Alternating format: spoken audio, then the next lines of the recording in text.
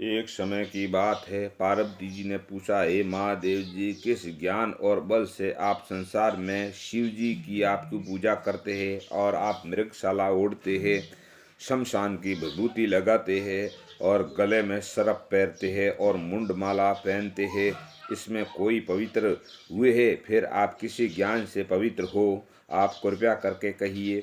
महादेव जी ने कहा, हे प्रिय सुनो, गीता जी का ज्ञान हृदय में धारण करने से पवित्र हूँ और इस ज्ञान को मुझे बाहरा क्रम व्यतीत नहीं है।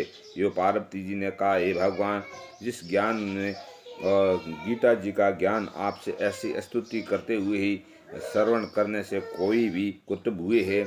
महादेव जी ने कहा, इस ज्ञान को सुनकर बहुत जीव कुतुब हुए हैं और भी कुतुब हुए हैं और आगे भी होंगे। तुम एक पुराण की कथा सुनाता हूँ, श्री श्रवण करो। एक समय में पाताल लोक में शेषनाग जी पर श्री नारायण जी मृदंग पर अपने आनंद मगन में सो रहे थे। उस समय भगवान के शरण सौंपती हुई कम श्री लक्ष्मी ने पूछा, हे प्रभु, निंदा और आलस उन पुरुषों को व्यापित है और जो जीव तामसी फिर आपको तीन लोक में अतिक और आपसे नेत्र मृदुल होता है, यह मुझे ही बड़ा ही आसन है। नारायण जी बोले, हे लक्ष्मी जी, मुझे निंदा और आलस नहीं व्यापित है। एक शब्द रूप में और मगभद्द गीता जी का ज्ञान, जो ज्ञान उसको आनंद मगन में रहता हूँ। जैसे 24 अवतार में इस रूप में, वैसा ही गीता शब्द रूप में अवतार है, जो गीता जी के अंग में 5वें अध्याय में मुख है और मुख में मेरी 5वें अध्याय में मेरा भुजा है और 5वें अध्याय में मेरा हृदय है।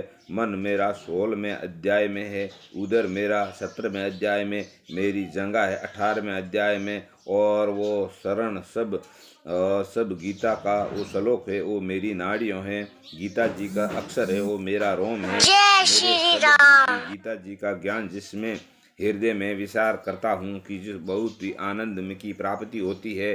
श्री नारायण जी ने कहा, हे लक्ष्मी जी, गीता जी का ज्ञान सुनकर बहुत जीव कुतुब हुए हैं, सो ही यह सो व्यतीत करता हूँ, जिसे और सुनकर सुंदर और शुद्धवर्ण और ब्राह्मण और चंडाल कर्म करने से और तेल एवं लहसुन का व्यापार करने से उसकी बकरियों पाली और एक दिन में वो बकरी ने सराहने के लिए व्यापित और गए और वो वृक्ष के पत्ता तोड़कर वह सर्प ने उस समय में डस लिया। ततब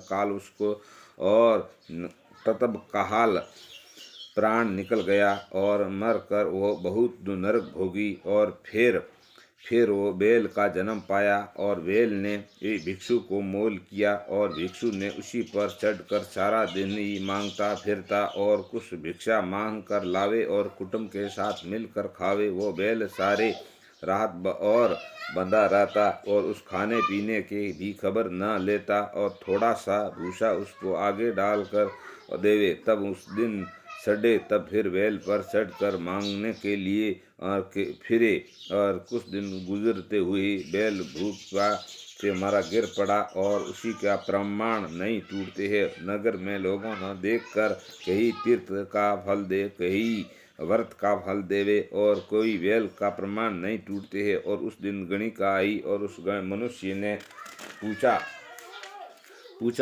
ये भीड़ कैसी है? उसी ने कहा, ये इसे प्राण जाता नहीं है और अनेक पुण्य फल दे रहे हैं और इसी की मुक्ति नहीं होती है। गणिका ने कहा, मैंने तो भी इसके लिए तिसका फल बैल को निमित्त दिया, इतना है। कहते ही गणिका ने कहा, मैंने तो 30 का फल बैल को निमित्त दिया, इतना ही। कहते ही बैल की मुक्ति हो गई। बैल ने एक ब्राह्मण के घर जन्म लिया और ब्राह्मण ने उसी का नाम सुख शर्मा रखा। जब बड़ा हुआ तब माता पिता की इसका पढ़ाया और इसी को पिछले जन्मों का सुधर था और इसी के एक दिन में मन में विचार किया कि जिस गणिका ने बैल की यूनी में सुड़ाई थी, तिसका दर्शन करूँगा। और विपर वह चला और गणिका ने घर गए और उन्होंने कहा कि मुझे पहचानती हो? गणिका ने कहा, ये नहीं पहचानती हूँ। कौन है तेरी मेरी क्या पहचान है प्रिय? और विपर ने और वेश्या से।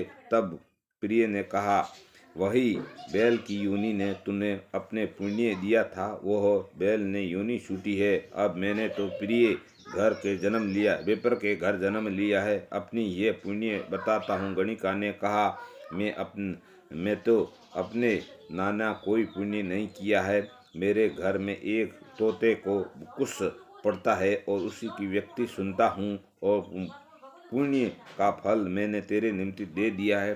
तब मैं विप्र ने तोते से पूछा, तू सवेरे क्या पढ़ता है? तोते ने कहा, पिछले जन्म में विप्र का पुत्र था और मैंने गीता जी के पहले अध्याय का पाठ सीखा था, और उस मैंने गुरु जी की कहा कि ये मुझे और क्या पढ़ाता है, क्यों पढ़ाया है। तब गुरु जी ने मैंने श्राप दिया कि तू सुआ हो जा। जब ही मैं सुआ हुआ हूँ, एक दिन में मंदिर को पकड़ कर मुझे ले गए और विप्र ने मुझे 16 और मोल किया, और विप्र ने अपनी पुत्र को गीता जी